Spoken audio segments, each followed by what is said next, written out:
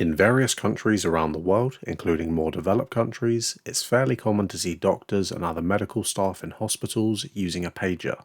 But with the rest of the world largely moving on from pagers in the 1990s, why do hospital staff still use them and not just a regular cell phone? That's what we're going to have a look at in this video. Please do subscribe if you haven't already. It really helps this small channel grow. One of the main reasons for staff to still use pagers in hospitals is they use a different frequency band than cell phones.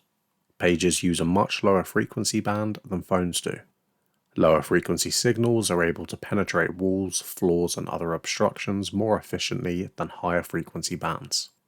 This is especially useful in a hospital with many rooms, corridors, and walls that higher frequency signals may struggle to penetrate.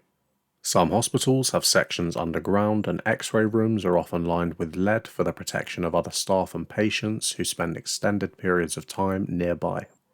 It will be almost impossible for higher frequency signals used by cell phones to reach these underground or lead-lined rooms, whereas low frequency signals used by pagers can reach these areas with no issue. If a doctor in an x-ray room or underground area needed to be contacted for an emergency elsewhere in the hospital, they would likely not be reachable if they were relying on a mobile phone, but with a pager they'd receive the message no problem. A second reason is battery life. Pagers are designed for low power operation and typically only receive signals rather than transmitting data like a smartphone. They can function for extended periods on a single battery charge, often up to 30 days. This long battery life ensures that doctors and medical staff can rely on their pagers without frequent recharging. A final reason for still using pagers over cell phones is the range at which they can receive signals.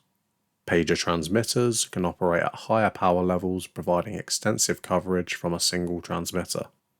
This high power, combined with low frequency bands, allows for wider coverage areas. A single high power transmitter can cover up to 30 miles in ideal conditions. This means a hospital will only need one transmitter to cover a very large site. Cellular networks, on the other hand, rely on a dense network of base stations or cell towers to provide coverage. Each cell tower covers a relatively small area, especially in urban environments, where cells can be as small as a few hundred meters in radius. This means a hospital may need to build several cell towers on particularly large and built-up sites if they wanted to rely on cell phones, adding a huge cost. What do you think will eventually replace pagers in hospitals? Let me know down in the comments, and please do subscribe if you've enjoyed this video, and thanks for watching.